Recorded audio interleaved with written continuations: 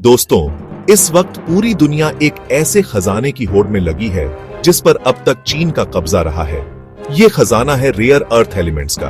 America और Europe इसमें बुरी तरह पिछड़ चुके हैं, लेकिन भारत ने एक ऐसा मास्टर स्ट्रोक चला है जिससे चीन बौखला गया है और यह दांव खेला गया है अफगानिस्तान में। एक ऐसी कहानी जो सुनकर आप दंग रह जाएंगे। इस वीडियो में हम उस जियोपॉलिटिकल भूचाल की बात करेंगे जो भारत ने अफगानिस्तान में पैदा किया है।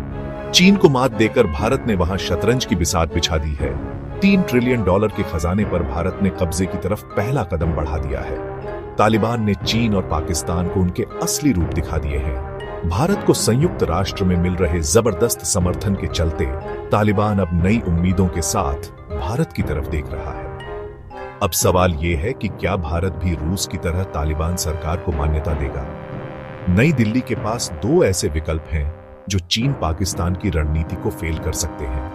भारत पाकिस्तान के टकराव के बीच तालिबान इतना अहम क्यों बन गया है?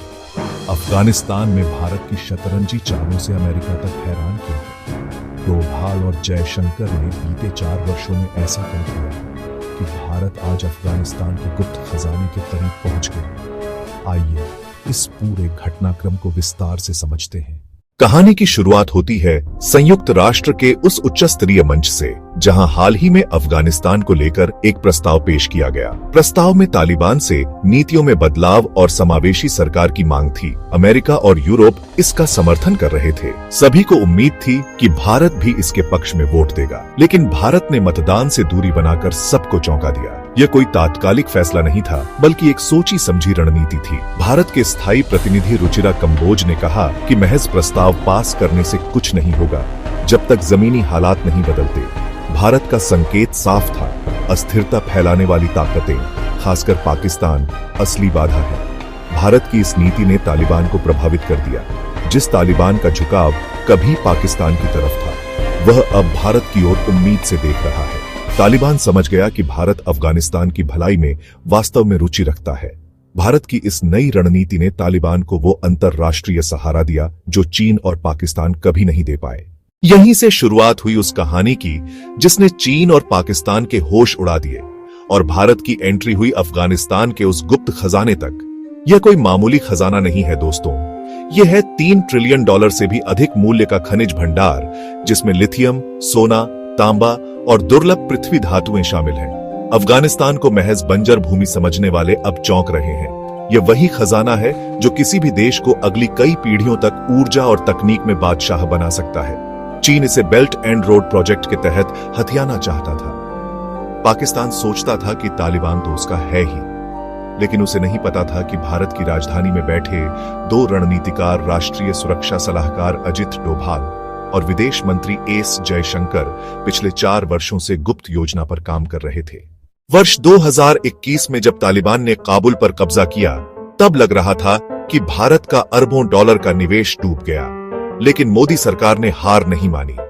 भारत ने बातचीत बिना मान्यता की नीति अपनाई। भारत ने मानवीय मदद जारी रखी। गेहूं, दवाएं, वैक्सीन। ये सिर्फ मदद नहीं, बल्कि तालिबान के दिल जीतने की रणनीति थी।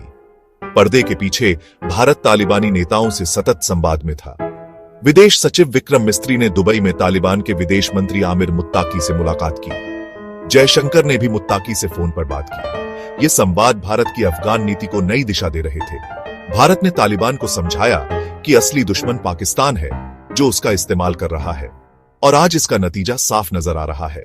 कभी पाकिस्तान तालिबान को अपना रणनीतिक मोहरा मानता था, उसी तालिबान ने अब पाकिस्तान के खिलाफ मोर्चा खोल दिया है।